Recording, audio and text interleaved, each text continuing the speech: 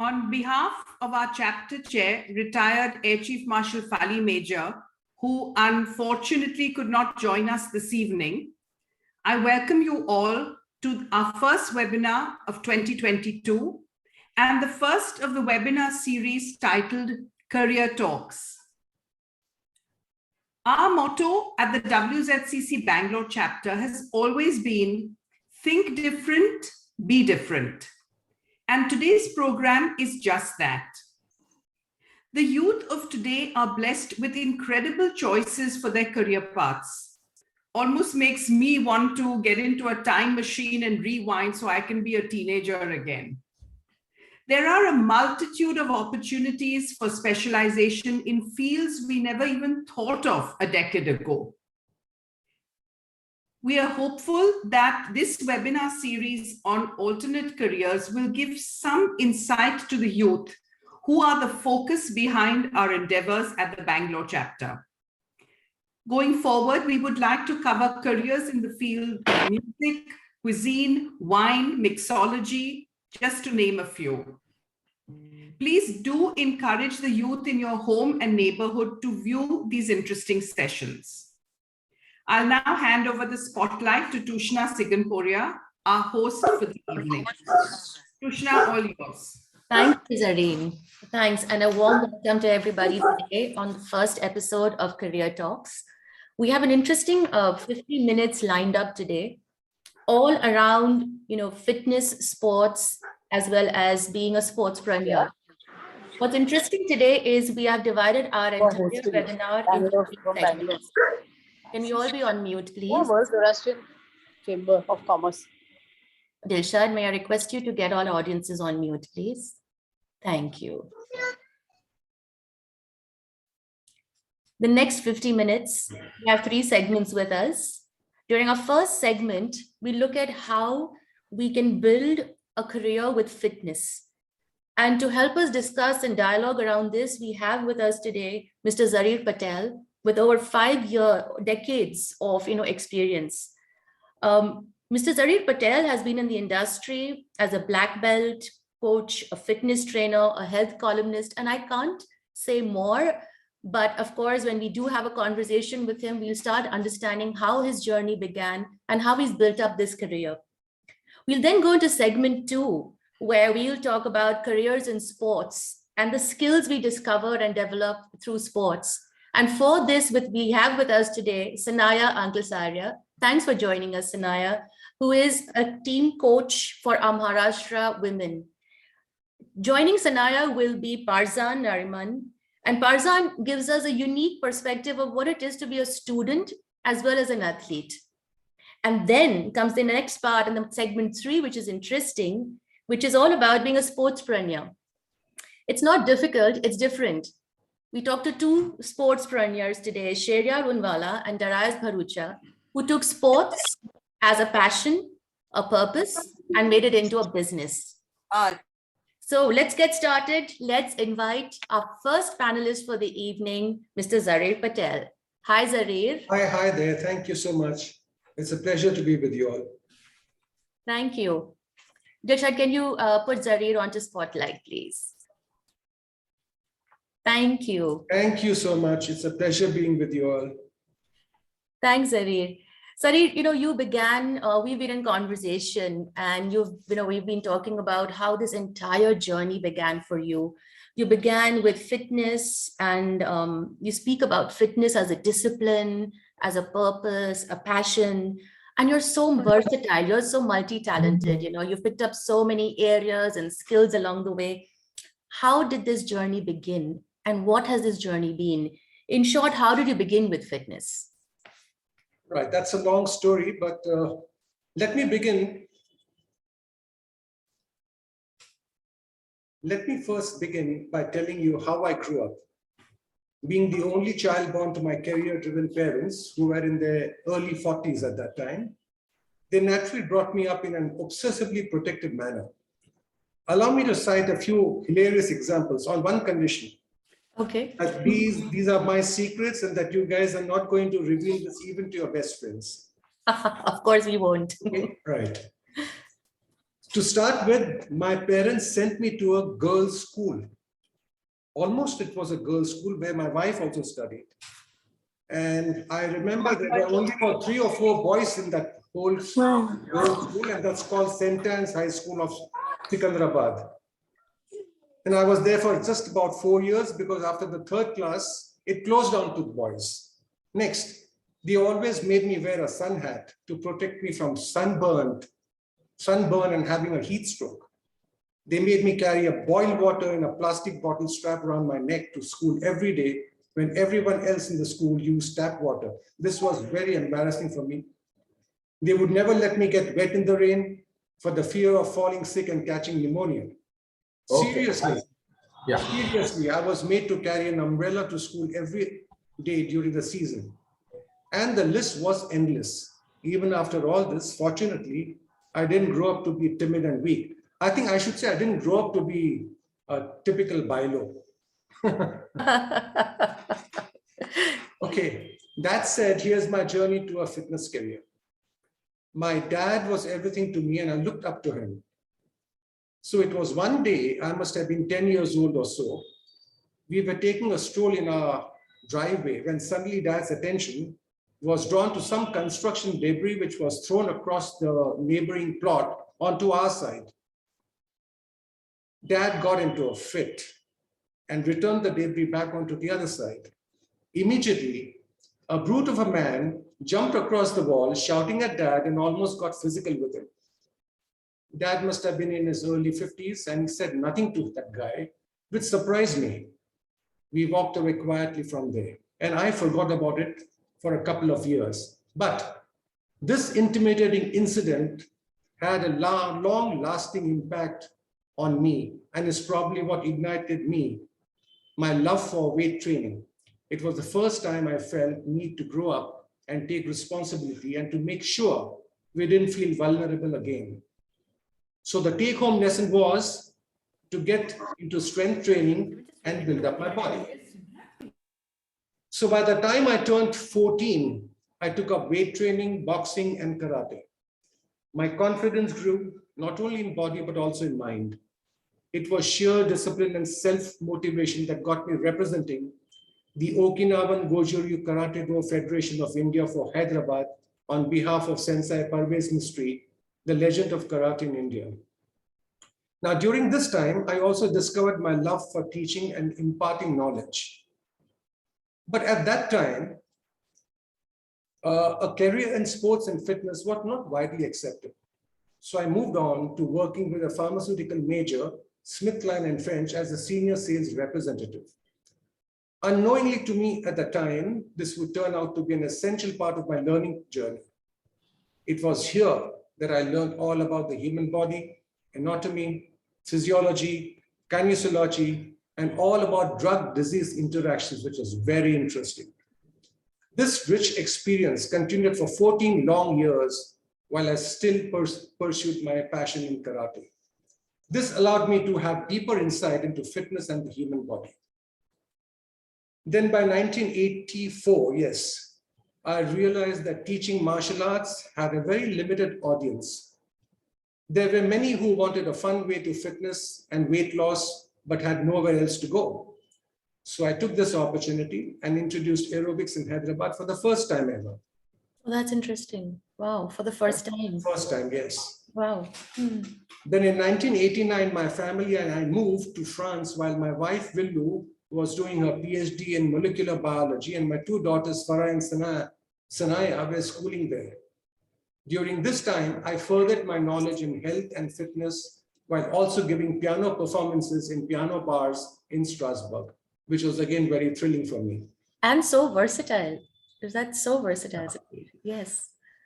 Then on my return to India, I realized that my passion actually turned into a full-time successful occupation.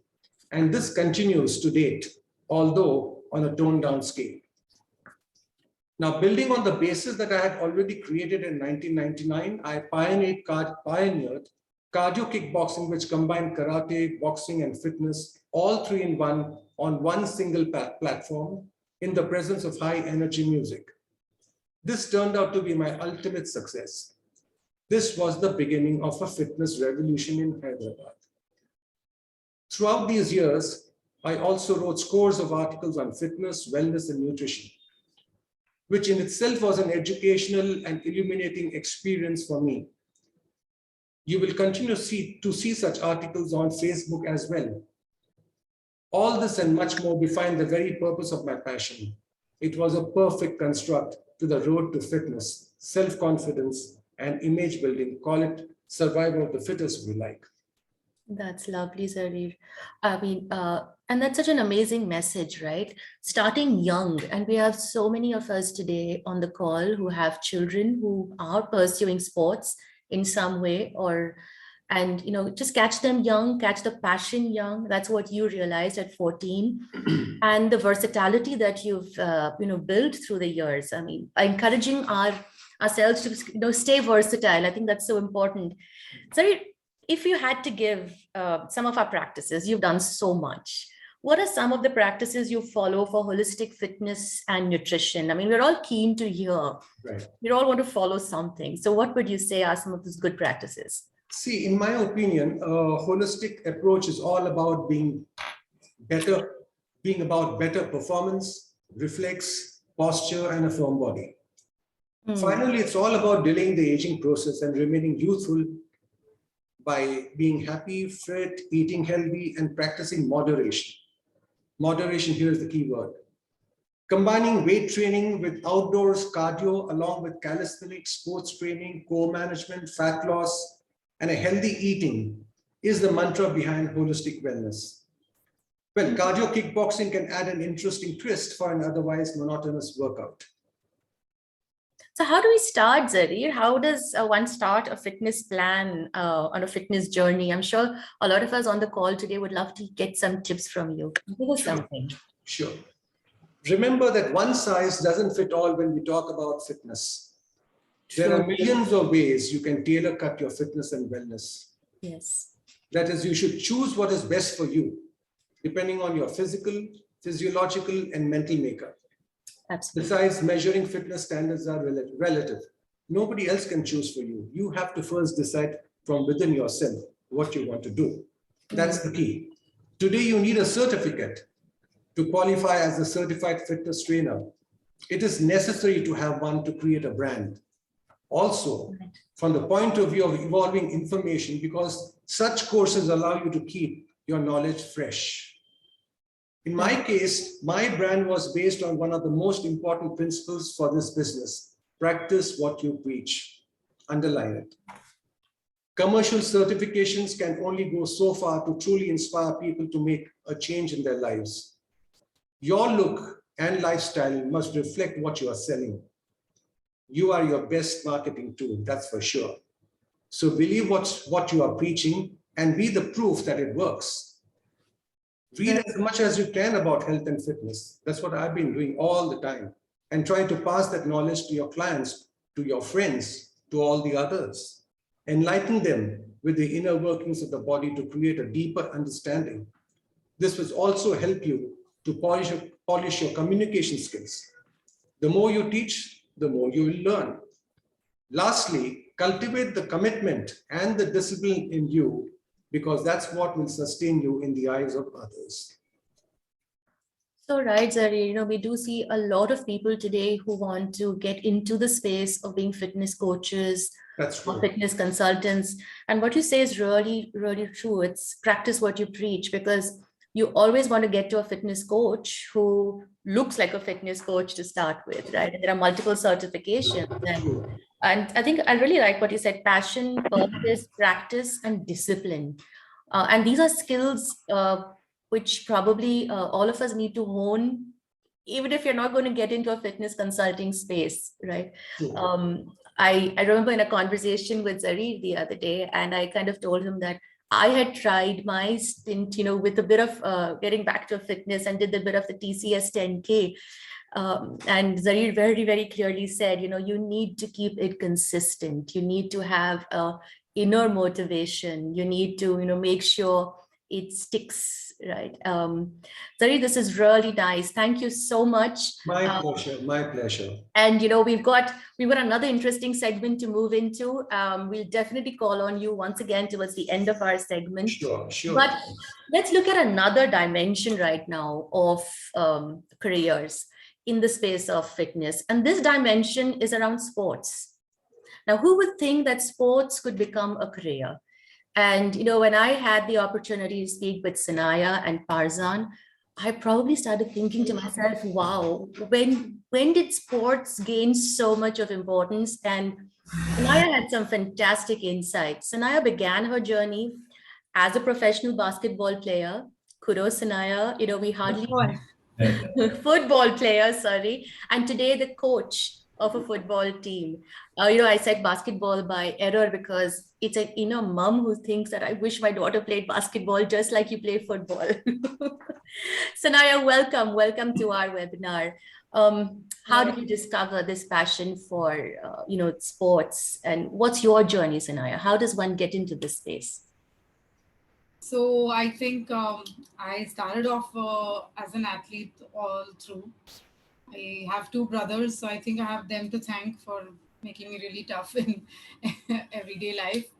So yeah, being naturally athletic was part of my life, and football came around when I started staying in my colony, Rustambag, and as a summer camp, there was a coach which was hired, Mr. Leroy, by our club as an initiative just to keep the kids busy, during the summer.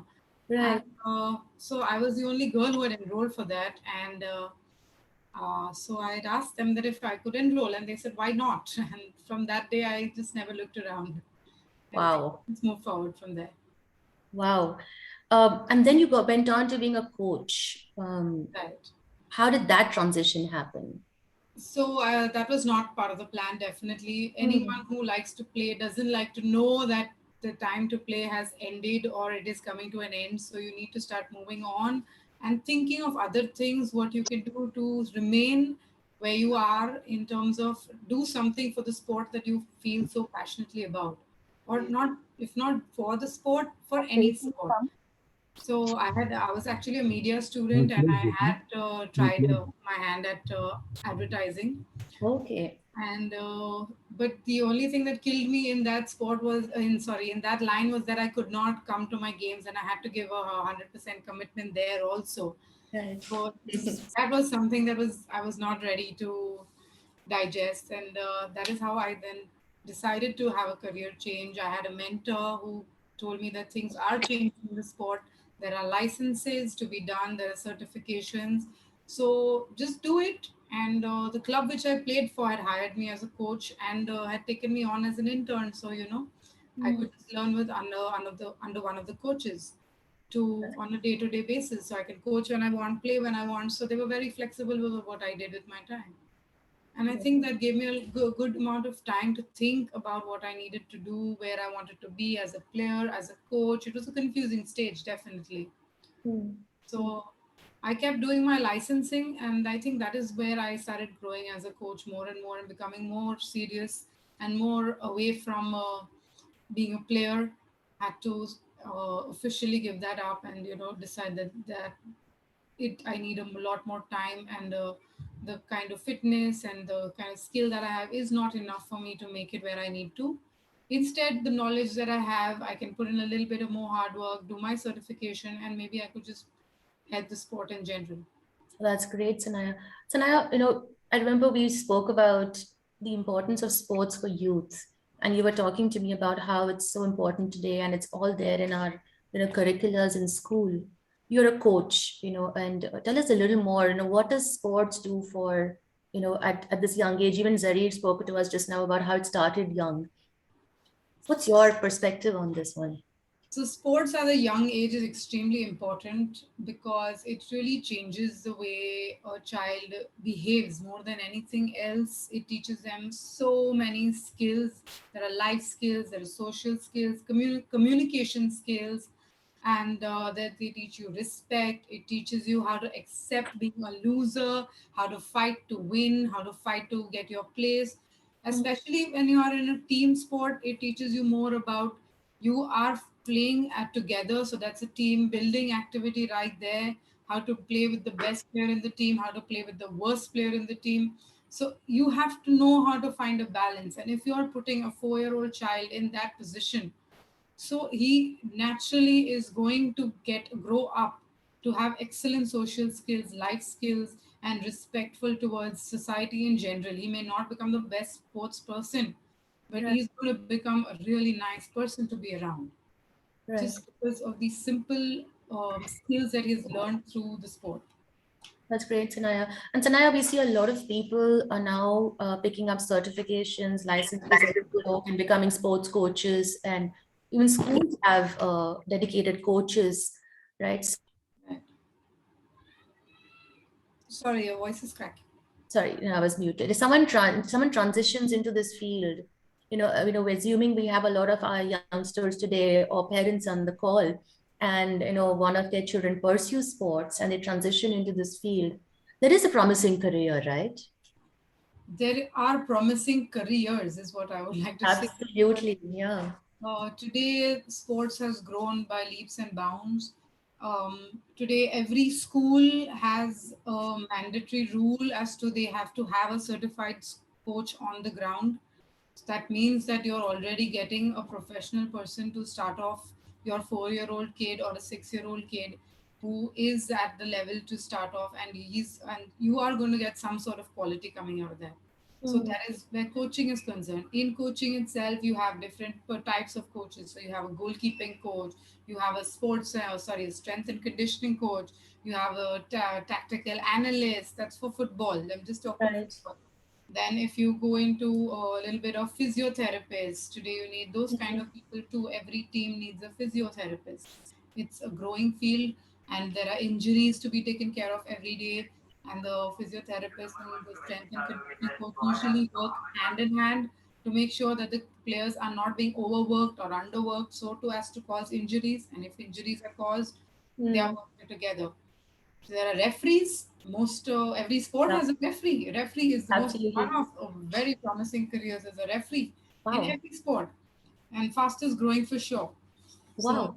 yep, referees, analysts, to a little bit. Analysts. Wow, that's Analysts, another all dimension. types of analysts, data analysis, recording, all sorts of things Mm-hmm. going on the ground, off the ground, everything. And media being the biggest thing today. So you have media managers who are handling everything, and teams move around with photographers, videographers, video editors, and all these people, so that they have their data right there to show them before and after the match, and they don't have to wait for an external person to send in all the Yes, information that is required. yes. So I think that there are a lot of Parallel options, ancillary career. commentating. So if you, there are immense number of things coming in today where sports are concerned. Absolutely, absolutely. It's quite insightful, and it's so exciting. Gone are the traditional careers of just being an engineer, just being a doctor, right? And thanks, Anaya. Let's bring in Parzan. Parzan's on his journey right now. Parzan is a student, and I remember speaking with Parzan long back, and he's not just a student; he's also a field.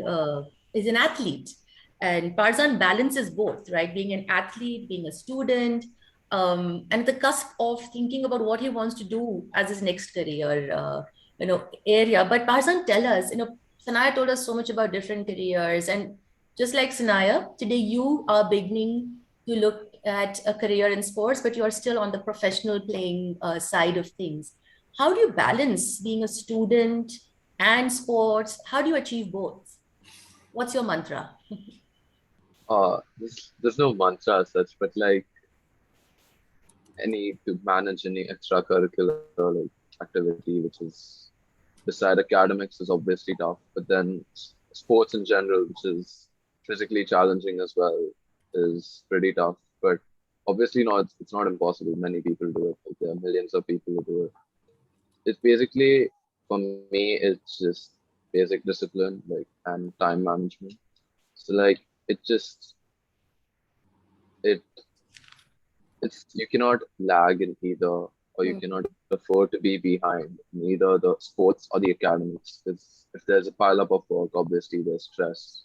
and all that different stuff. So for me personally, I've made myself like a timetable or a daily schedule or something, Wow. which helps me focus on my goals and what I want to achieve out of that day and not waste any precious time. So plus also the passion which I have for my sports also helps me focus as I eagerly wait every evening to like go on the track and just forget about everything else, all of the distractions, no academics, no other life matters. Just focus on my sport for 3 hours, practice, which I love to do, and then it obviously academics is also a very important part of life. So balancing both is key, but for me, I mean, it's tough, obviously, but then you got It to is. figure out a way to do it.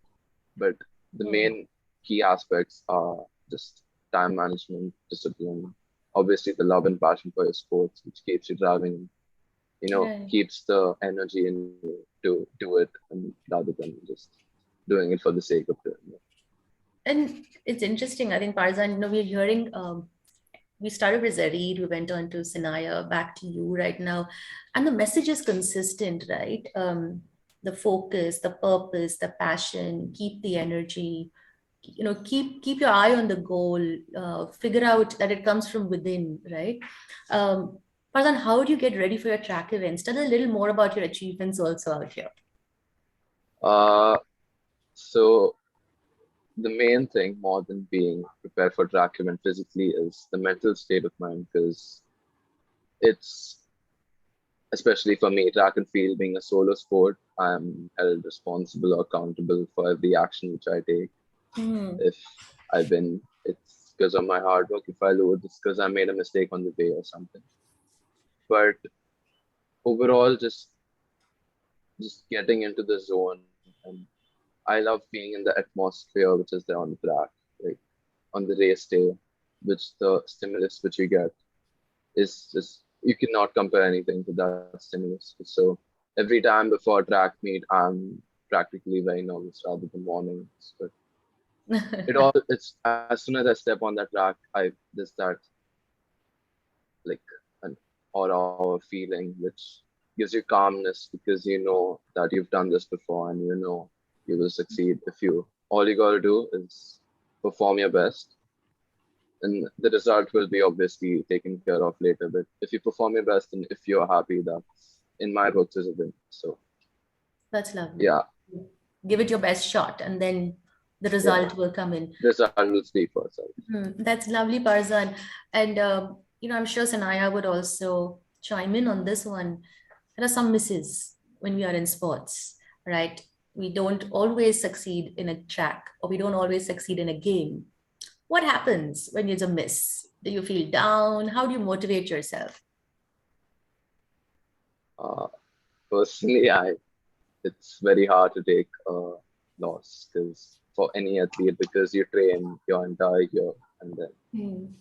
it's probably because you weren't good enough or you probably regret not training that that 5 minutes extra which you felt could have pushed you to that finish line a bit faster or a bit earlier or just making a silly error or stupid mistake which doesn't help you you know basically it's more for Constantly. me it's not a team sport so Hmm. this, it's not as much as pressure because you don't have other people's hopes depending on you but Right. then obviously there's pressure comes directly on the person so Absolutely. And for you're me I constantly respecting, yeah right? yeah Right. Farzan, before we wrap up this segment, I know you did a lot of, research. You did a lot of study to find out, after your 10th, what you could do to pursue sport as well as keep studying. Tell us a little more about the current school you are in. And for all the audience, Farzan worked super hard and even got a scholarship for himself. A little more on that, Parzan. How does that happen? Because there'll be so many youth out there who want to kind of continue doing sports, but continue their studies and then, build up, parallel careers. So a little more on that. so right now I'm currently studying at Corvus American Academy which is basically a sports school. So I'm surrounded by people almost just like me with the same schedules. It's not like a normal school where people are like, oh, why are you so tired? You have to explain them the entire routine of your training. But over here, it's kind of like a close-knit family because there are 50 students currently, and there are 7 different sports played over there, or international coaches, amazing facilities provided. And the main key which I want to go there is because there was a balance between sports and academics, which is very, very hard to find in India. Right. Yes. Because either there are schools which only focus on sports, or there are schools which don't support sports at all. Yes. So this was the key or the main motive for me to go to this school. But again, there was as Tushna said, there was the cost. So I was, or I wasn't going to go to the school, but then I got offered a scholarship. So that's the main reason I went to that school. And yeah, it's going pretty well. I've improved a lot because over there, the systems are different. You're responsible for yourself, the dorms, the practice, the studies, it's all on you. Right. So yeah, I feel I have become a better person in just these 6 months, and I still have like 2 years more to go. So that's hopefully it turns out good for me. And it kind of resonates with what you said. Focus on the goal, focus on what you want, and the result will follow. I think the same has happened with what you've done with your studies and the college you are in right now. And I think that's what sports teaches all of us, right? And Sanaya said the same to us. And I'm sure it was difficult and different. And Sanaya started the entire space of pursuing her career with sports. And today, Parzan, there are sports schools and things have changed. There's so many more avenues when it comes to building up a career with sports. Thank you, Sanaya. Thanks, Parzan. This was insightful. And now to another insightful, interesting segment of careers. But let me invite two sportspreneurs. Now, we've not heard this word before, right? We've heard of people in the space of manufacturing, or we've heard individuals who have businesses, around probably product development and software. But who would think you could make a business with cycling?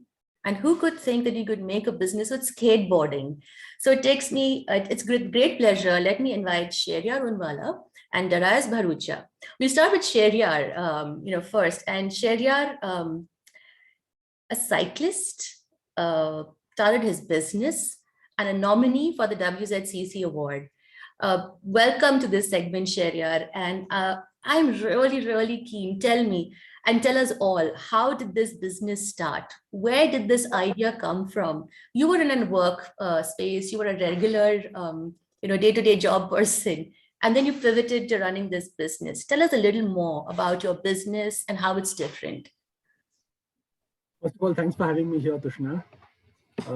So I was always passionate about sports, a couple of sports, in fact, and cycling was one of them. Cycling was probably something I did the most in my school days. I used to race, and I actually was keen on making a career in sports even earlier on. Great. But the opportunities weren't there earlier as compared to what they are now. So I got into. Isn't it, Sheriyar? We've been hearing Parzan and Sanaya talk, and I think generations before that found it even tougher, right? Yeah. I could resonate so much with whatever Parzan said. Yes. And it kind of took me back about 2 or 3 decades of when I used to race. I was into athletics as well. Amazing. So it was quite lovely to hear him out. So I was always very keen on doing something in the field of sports, but then I just got into a regular job. I really enjoyed that, whatever I did. I worked with Titan for a few years. And then, after about working for a little more than a decade, I just felt that I need to do something more purposeful in life. And I had a great job. I was very happy and working in a great company like Titan. But I somewhere felt that I should do something with a little more purpose. And sustainability was one thing which was very close to me. Right. And of course, sustainability is a big word, and there are a lot of things that are part of it. But specifically, commuting on a bicycle or the use of a bicycle and as a solution to reduce pollution, to just make a better world. that's what drove me towards that passion and that purpose for doing something in the space of cycling. And I was fortunate to land myself a job in a company called TI Cycles of India, where I spent about 5 years. And I did a lot of interesting stuff there in the bicycle industry. So that was a good learning ground for me, and had a good team, so I could do a lot of work there to promote cycling. Right. And then again, a few years, so it was actually during the pandemic, 2 years back, when I decided to make the move. Also being from Gujarat, that Guju Kida of doing something on your own was always there. Right. So it was, so the industry or the purpose was very clear. It was just a matter of switching from a career or a day job, like you said, to starting something on my own. So that's how I decided to start something. And again, wanting to be in the cycling space, I realized that there are a lot of reasons why people do not take up cycling. There could be safety issues, there could be convenience, comfort, and so on. So I decided to crack that problem. So we developed bicycle accessories. I'm very, very happy to say that all our accessories are developed in India. And the accessories that we do are, like I said, to solve a particular problem. It could be safety related, it could be convenience or comfort related.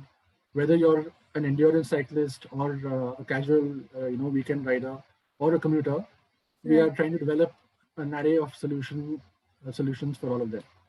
That's what my business is all about. It's all about, and that's very, very exciting, Sheriyar.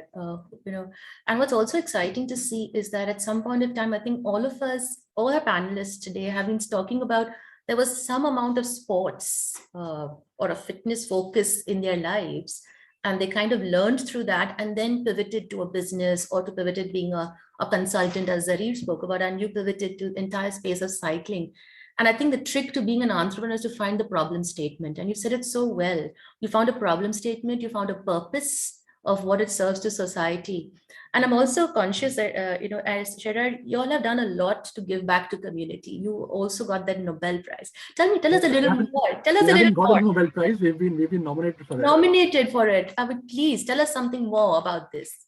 How did you work this through? I mean, it's phenomenal. It again goes back to the beauty of bicycles is that it's such a simple tool that you can use in multiple situations to solve problems. Okay, so in fact, the recognition for the Nobel Peace Prize was on our initiative during the pandemic.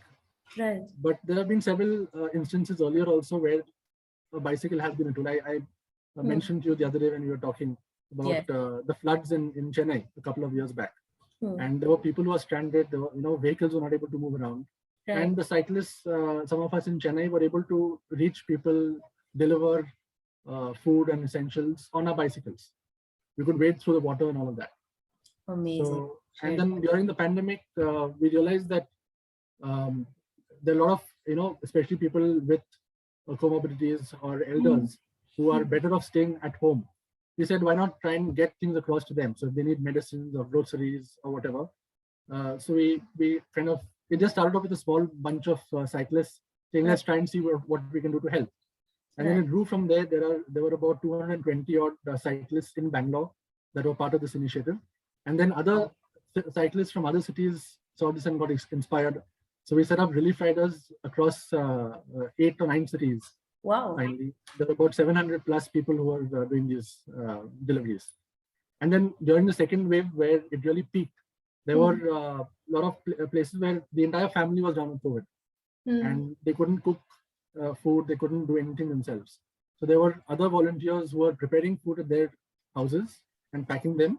And then some of us were taking it on our backpacks or on our pannier bags and going and delivering it to such families. What an amazing, an amazing story, Sheriyar. An amazing story. And so true to the spirit of being entrepreneur, right? I mean, you don't just work and build your own business, but you give back to society. It's a true spirit of being a true entrepreneur.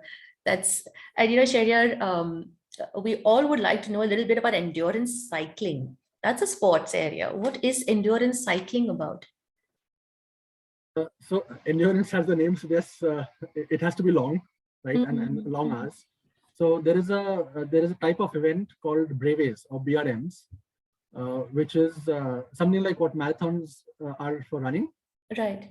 So the Breves start from 200 kilometers. So it's 200, 300, 400, 600, 1,000, 1,200, and even beyond that. Right. So it's a sport which requires a lot of, fitness. Obviously, there's no doubt about that. Yes. But I think what I've experienced, at least doing some of these endurance rides, is it's more mental than physical. So there have been instances where maybe you're not fit enough to do a ride, but you're still just determined and you get done with it. Right. Or on the other hand, there are people who are relatively fit, but they don't have the mental strength to also do it. So it's not cycling alone. I guess any endurance sport is a lot about mental and physical strength put together. Yes, Sheriyar. And there's so much to learn from it. Yes. You use that in your day-to-day life. What the other panelists have also spoken about. When you're into a sport, you learn to not give up. You learn to keep pursuing something, to be, steady at what you're doing. Yes, and focused, right? Yes, I think it's a wonderful dimension you're bringing in, and that is it's a balance of your mental strength and your physical strength, and that's what sports gives us, right?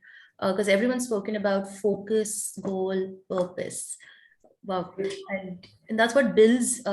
That's what sports builds for us, even from our childhood, right? When we start picking up sports as a key part of our growing up years. Sheriyar, let's bring in Darius. Sorry, yes, please. There's one more thing which, in fact, Parzan reminded me of. So one more learning from sport is attention to detail. So when Parzan was talking, I was remembering about our races when I used to race. And when they start the race, on your mark, set, and they clap. Yes. And if you miss that split second and you have a late start, it makes a difference in the end result. Absolutely. So that teaches you that attention to detail, how to be precise and perfect and exact. Yes, absolutely. That's another great dimension to look at. Yes. Let's bring in Darius, and another interesting sport. So Darius is an entrepreneur. He's passionate about skateboarding, a pioneer in the field of skateboarding in India, very versatile, hands-on, and with his entire business. And at the same time, a visionary, a strategist, builds the sale, builds the business. And when you speak to Darius, he talks about being all-in-one on his business area. So hi, Darius, welcome in, and tell us a little bit about skateboards and the skateboard parks. Now, who would think this could be a business? 100 ramp skate parks, that's your business. How did this start, and how has this idea grown, Darius? Well, it started when my friend first gave me he had 2 skateboards, and he met me for breakfast and I took one. And at that time, I was kind of working a marketing job for end-to-end marketing solutions, which was one-point contact for Microsoft and stuff like that. And one day I just happened to have like the skateboard which my friend gave me, and I just went on the basement and kind of tried to learn, fell down, tried to learn, and then I was hooked. I was really hooked. And after that, it was just, that seems so far away now, but when I first skated, it was, I remember that moment in time where I remember before that and after that, so that was like a defining moment in my life. And there was no hope of becoming a professional skateboarder because I was already 24. I already had an ACL surgery. There was no plan of being an entrepreneur, and there was no plan. I was just skating. And once I went for this meeting in Microsoft, and kind of I was almost going to be hired because I was doing all their work. And somewhere in the middle of that meeting, I just decided, because I knew there was some shady stuff. They put me on an intercom and they were asking me questions which I knew the answer for, the other person knew the answer for. And it kind of gave me that little office politics stuff. And that's when I realized, I can't do this 9 to 5. I'll be good at it. I was very confident. I was really good at my job. but I knew that this was not going to be my scene. So then I just started skateboarding like a madman. Just 15 hours a day, all the time on the road, dangerously. I wouldn't recommend people do that. What I did, I get scared myself when I look at all my old videos and stuff like that. And there weren't any parks at that time. So there weren't any skate parks. There was one skate park in Bangalore, which was not even professionally built. Right. Yeah. And there weren't any skate parks all over. So when... There a skate park, or did you build the first skate park? No, the first skate park was built in Bangalore by this guy from Britain. And he really didn't know how to build a skate park. He just asked the local masons to make a ramp, like, by copying photos. So that wasn't even professionally built. In fact, my company is right now slowly reworking that skate park, and we are slowly, part by part, gonna concrete over that skate park. So you've pioneered the whole space of building a skate park. Well, in India, yeah, for sure. In India, for sure. Fantastic. That's fantastic. Must have been difficult, right, Darius? I do remember talking to you, and I really like what Darius said. He said at one point of time, there is no plan B. Tell us something more about that, Darius. How do you get there? What's that, resilience, and a little bit about that? Because, all of us who want to be entrepreneurs would love to listen into, there is no plan B. There's only a plan A, and stick to it. Yeah, that's the thing. If you have a plan B, then you're wrong. Then then you've already quit on your plan A. So if you don't have a plan B, you have to make plan A work. And I think everyone's an entrepreneur till they quit, And if you can lose track of time when you're doing something, then I think you can just do that all the time and then be enterprising in that way. But in terms of skateboarding and skate park building in India, I mean, I had to have the plight of the pioneer, I would say, like there was no blueprint. I had to invent, I had to do it on the go. And most of it is actually just common sense and confidence. That's it. I remember my first project, we didn't even have enough money to buy new wood. So me and my partner went to a scrapyard and literally built that whole skate park out of scraps. Wow. And and it was stressful because each concrete doesn't wait for anybody. People don't realize this. When people say, "Oh, I build skate parks," I don't really hire somebody to build it for me. I build it myself. I use my hands and build it myself. I've always been really passionate about building stuff with my own hands. I built a jam room before, just after I was in college. I didn't have a plan of a business at that time. The fact that I would build something just kind of took me there, and I just built this jam room. That didn't work out, but then I got a job, and then of course skateboarding. So after that, I've not looked back. Just building skate parks. In fact, I've had to rush over here right now, leaving the boys. I mean, I'm confident now that they can take care of the concrete, but concrete's a little stressful. You don't have time. Yeah. Yes. It's like a time bomb. Yeah. There is a passion, purpose, and you were giving us some interesting insights about how this entire space of skateboarding is changing, and you're doing something different. You're a thorough visionary around this. Is it okay if we ask you what's coming up next? Look, I think one of my biggest regrets is I'm actually part of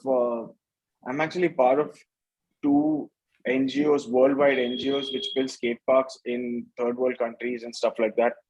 So I was invited to go to Syria and build a skate park, and even Baghdad. And I'm sure my mom wouldn't have slept if I would have gone. So I couldn't really do that. But that's really one of my biggest regrets. I have big dreams. I want to build, other than scaling commercially, I want to build skate parks in villages. I want to build a skate park in a village where I can actually harvest all the water from the skate park if there's a water drought in the village and stuff like that. So, I mean, I have a lot of dreams.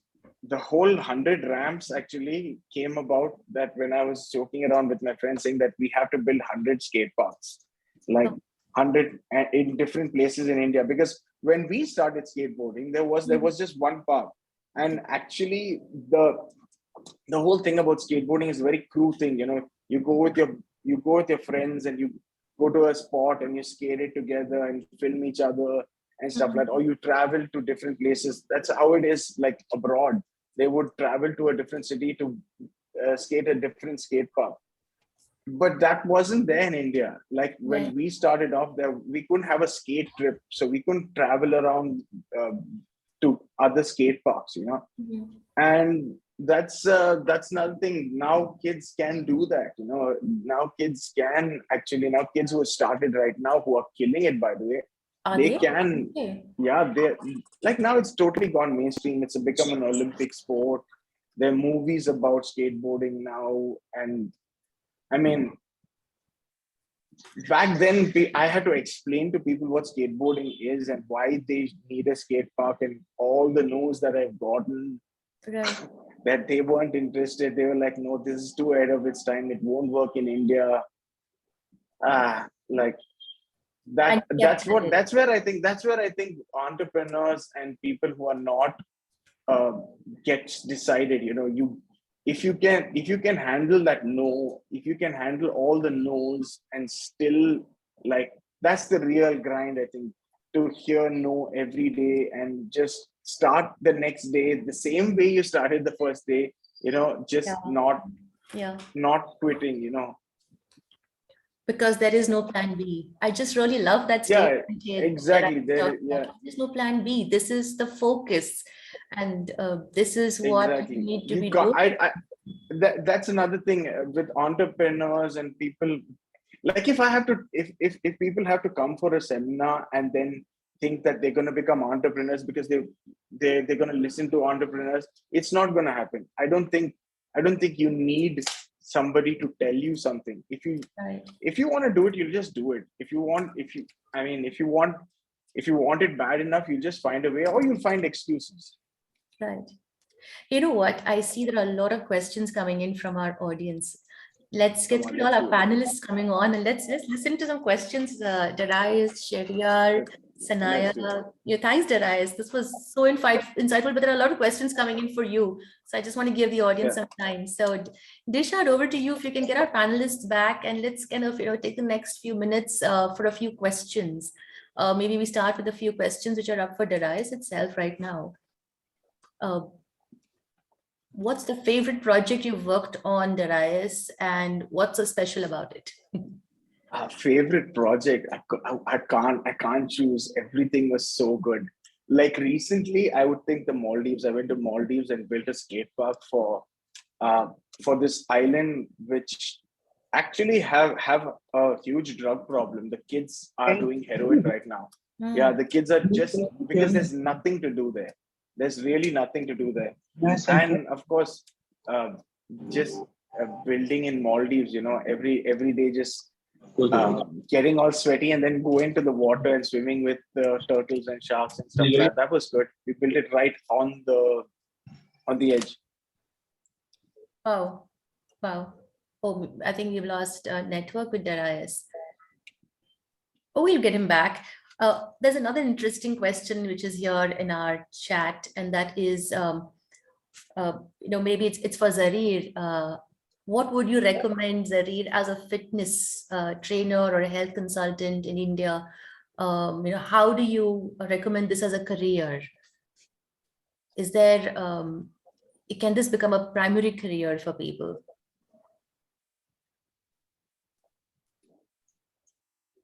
Oh, Zareer, you have to unmute yourself, sorry.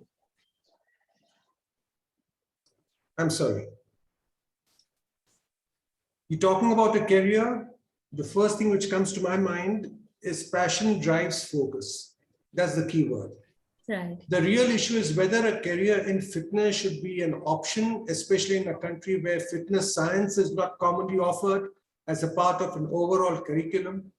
This means that the window of opportunity in fitness world may be limited and confined, at least as of now. All we are offered today is a 3-month certification course for gym coaches, personal trainers, strength trainers, etc. Also, by getting a certificate may or may not guarantee a career as such in the fitness industry. However, it finally comes down how good you are in your own form, how well read you are, how well you communicate with your clients, your overall personality, your salesmanship, and of course, how lucky you can get. Because I think luck plays an important role everywhere.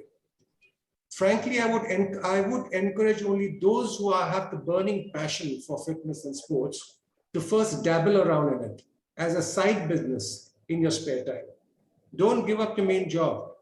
See how it goes, and then you can take a call. That's the safest way to plunge into business, although many personal trainers and celebrity trainers have made it to the top. Today, you must create a brand quality that helps you distinguish yourself from the rest.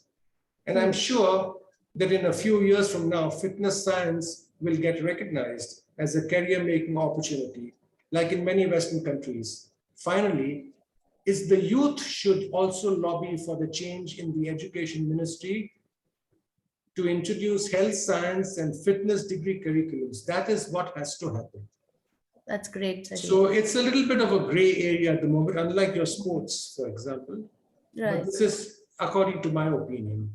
That's great. Thanks, Zareer. So a little bit of what you're suggesting is get those certifications, but you are your best brand, right? When you build this particular career. And there's an interesting question from Adel, right? And Adel asks us, can you say, and this probably could be, a question, answer from, Sanaya and Zareer together. I mean, what do we do? How do we get into a fitness space, with a sport, with some amount of exercising? Adel, is there something you would like to ask? If you can unmute yourself and ask the question. I didn't get you. You're talking to me? I'm asking Adel. He could just unmute himself and ask the question, and Sanaya and Zareer can chime in then. Okay, thanks a lot. Yeah, no, sports is very dear to me. In fact, I think it was responsible for building my confidence and character when I was growing up in school. So I think sports is extremely critical. I'm a senior now, 77, but I'm still very active and play racquetball 2 to 3 times a day. And I'd like to, find out what you have to say about high intensity sports for older people. When I'm playing racquetball, my average heart rate on my iWatch says it's 140 with a peak of 175. So is that something to be concerned about? And, what advice do you offer for older people? Yeah. Absolutely, you have to be. By the way, Zareer, I'm a Sikandrabad resident from 1950s. So Right. I was born in 1952, by the way. Wow. I'm from Hyderabad as well, Sikandrabad. And Hyderabad as well. Wow. Now, see, the thing is, as you age, you have to taper down. Now, racket sport, tennis, football, it's not, you cannot control the movements. You have to, especially squash, for example. You cannot play it slowly. You have to have that particular intensity and the speed and the velocity along with it. And after a certain age, your muscles, your tendons are all becoming weaker and weaker. Your reflex action is not good. The lubrication within your joints is poor. Your bone structure is not good. Your ligaments are laxed. And if you're going to play racket sports at 77 and beyond 70 and things like that, I think it's asking for trouble. Maybe if you're lucky, you'll get away with it. But if you're unlucky, you might tear a ligament or two or a muscle. But more important than that is the heart. Your heart muscles might give way. Your cardiovascular system might give way. Your circulatory system might give way. So it's better to kind of taper down a sport where you can control your speed and not go into these racket sports where you are subjected to speed and movement, and speed creates, like in your traffic, you go faster, you're prone for accidents. The same thing happens here, and more so as you have aged. So take down to some kind of a relaxed sport or a form of an exercise program, that would be even better. Because exercises will address your ABCs of your fitness. Once you've exercised, you can play hundreds of sports. But as an exercise program, you need to first concentrate on fitness. At your age, I think mild weight training, a bit of calisthenics, a bit of stretching, walking. And if you want to play some mild kind of a sport, you can do that, but be careful on it. That's about all I can say. Thanks, Zareer. Thanks so much. This is the same. So you are like my wife, keep. No, but the But we thing need to is, slow down. sometimes we take ourselves for granted, and God forbid something happens, you'll be sorry for all your life. That should not happen. The Basically, balance. because I've now cut down my fitness programs. I've cut down everything right now because I know my limits. And I've been exercising since I was 14 years old, by the way. Wow. So I've cut it down. In fact, I must have, from a count of 1 to 10, I must have cut down at least about 7 out of it. I'm running on 30% capacity. You need to do it's all about the balance, right, Zareer? It's all about balance, yeah. But but you sometimes so get addicted to this kind of a thing, that the fear that you will degrade yourself, that you need to keep on pushing, but you can't push as you start growing older and older. Even scientifically, it's not correct. You have to cut down the exercises. Great.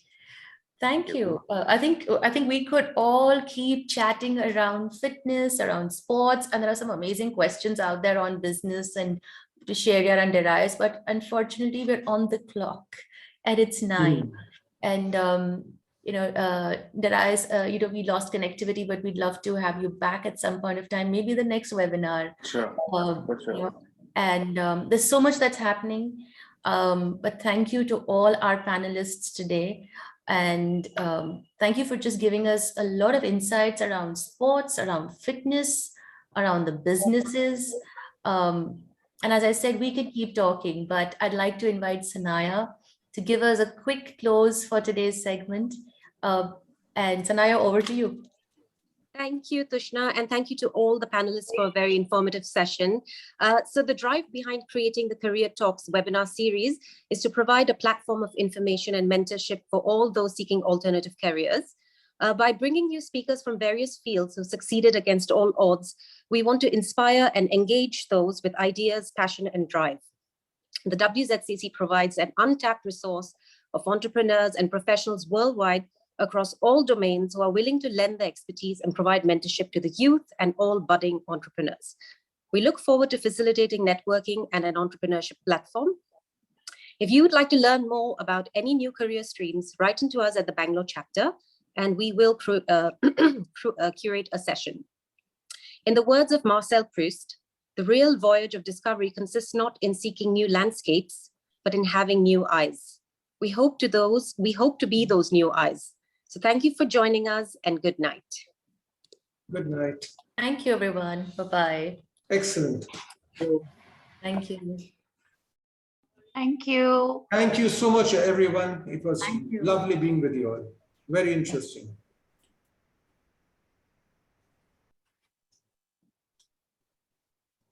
Thank you, everyone. Thank you, Sanaya. Thank you.